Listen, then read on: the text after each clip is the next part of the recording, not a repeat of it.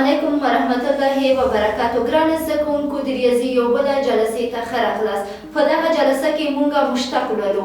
راځئ ګرانو زده کوونکو چې خپل درس پیل کړو. موږ عنوان څه ده؟ د مشتق تعریف ده. په متغیر باندې د تابع محصول تناسب حد کله چې متغیر محصول صفر ته نږدې شي د تابع مشتق بلل کیږي او په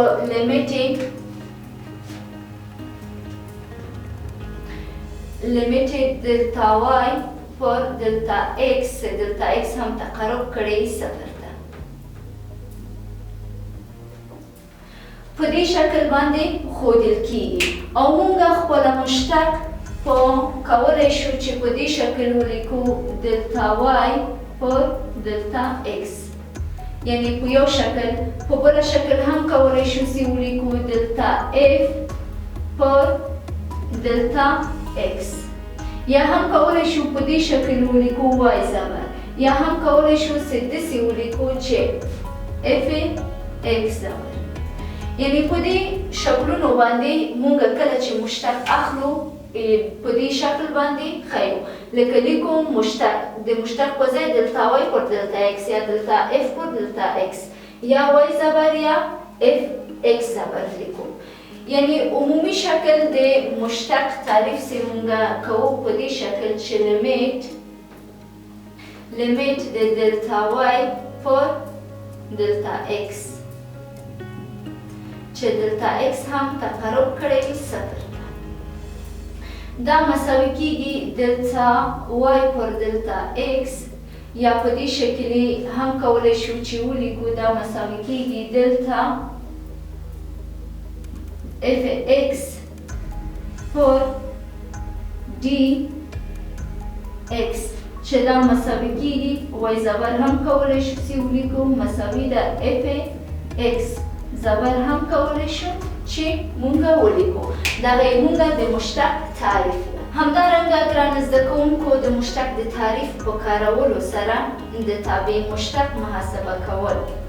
که تابع f په شاوخوا کې x تعریف شوي، موږ د تابع مشتق ترلاسه کولو لپاره لاندې اړیکې وکاروو. یعنې لیمیت د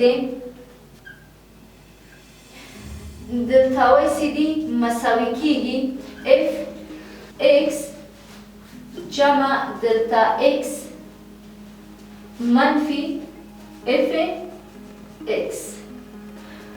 په دې شکل باندې هم موږ کولی شو چې دا اړیکه ترلاسه کړو، یا هم په بل شکل داسې لیکو چې f x زبر cd مساوي کیږي لیمیت د delta y پر delta x، چې delta x هم تقرب کړی وي صفر ته.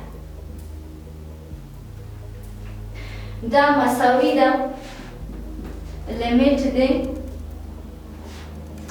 f x جمع delta x منفي f x پر delta x باندې، چې delta x هم تقرب کړی وي صفر ته.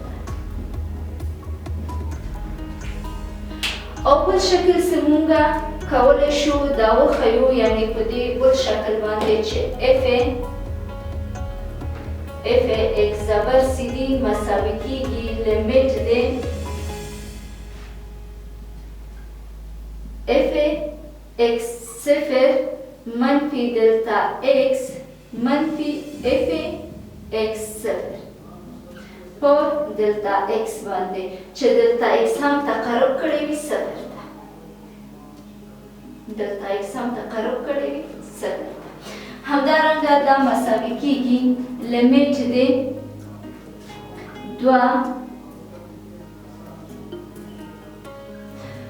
دو جمع delta x کل مربع منفي دو مربع پر delta x، چې delta x هم تقرب کړی وي صفر ته.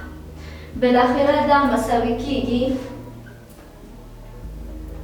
لیمیت د څلور منفي څلور delta x منفي delta x مربع، یعنی د معادله موږ ساده کوو او انکشاف ورته ورکوو منفي دوه سه مربع شي څو کېږي؟ څلور. څلور سه دوه سره ضرب شي څو کېږي؟ اته. یعنې اته پر مونږ دلته اکس هم خپله چې دلته اکس تقرب کړی وي صفر. دا مساوي کېږي. ښه ځیر شي ګرانو زده کوونکو، دا اوس مونږ ضربوو. دوه سه څلور سره ضرب شي څو کېږي؟ اته. اته منفي همدارنګه دوه سه منفي څلور سره ضرب شي کېږي منفي اته دلته اکس جمع دوه دلته اکس مربع منفي اته خپله پر دلته اکس. دا اوس مساوي کېږي لیمیټ دی. ښه ځیر شي ګرانو زده کوونکو، مثبت اته منفي اته خلاص شو. نو دلته چې شی کوو دلته اکس مشترکه نیسو. کله چې مو دلته اکس مشترکه ونیوله منفي اته دلته اکس په دې باندې تقسیم شي کېږي منفي اته دلته اکس د دلته اکس سره ځي. مثبت دوه دلته اکس مربع څه په دلته اکس باندې هغه شي تقسیم شي څومره کېږي؟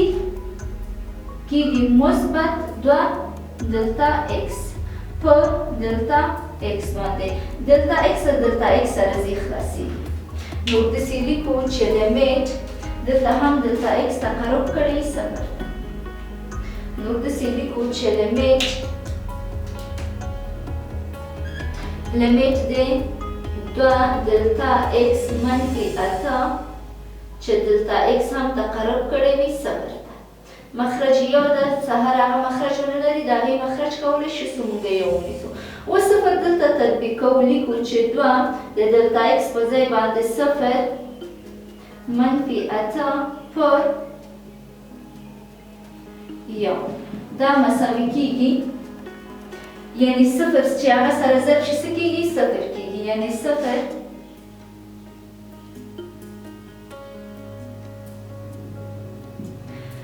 صفر جمع اته پر یو مساوي کېږي اته ته.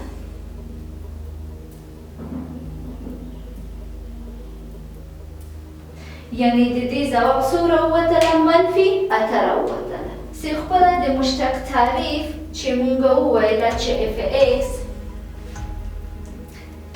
اکس ضرب سی دي مساوي کېږي لیمیټ دی دلتا وای پر دلتا اکس دلتا اکس هم تقرب کړی وي صفر ته. د ګراف په مخ کې مونږ کولی شو چې په دې شکل یې ولیکو. ښه ځیر شي لکه یو عمودي هغه لرو او بل افقي. فرض کوو ګرانو زده کوونکو چې دغه نقطه زمونږ اف اکس اوسي. که دا نقطه زمونږ اف اکس و دغه نقطه فرض کوو چې اکس اوسي. همدارنګه فرض کوو چې زمونږ دغه نقطه څه ده؟ اکس جمع دلته اکس به وي. نو دغه نقطه څه ده؟ اف اکس جمع دلته اکس اوسیږي.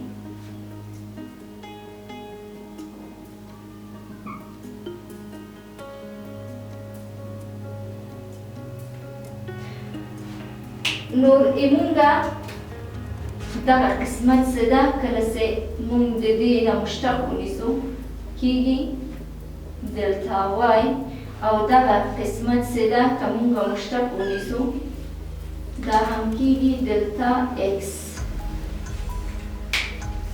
نو دغه دواړه نقطې چې شي کوو یو بل سره وصلوو. یعنې د هغې نه چې مونږ مشتق واخیستله اف اکس د اعدادو په محور باندې په دې شکل ښودل کېږي. دغه زمونږ د اف اکس جمع دلتا اکس او اکس جمع دلتا اکس یو نقطه شو، د اف اکس او اکس دغه بل نقطه شو، دواړه چې یو بل سره یو ځای کړو زمونږ ګراف په دې شکل باندې راځي.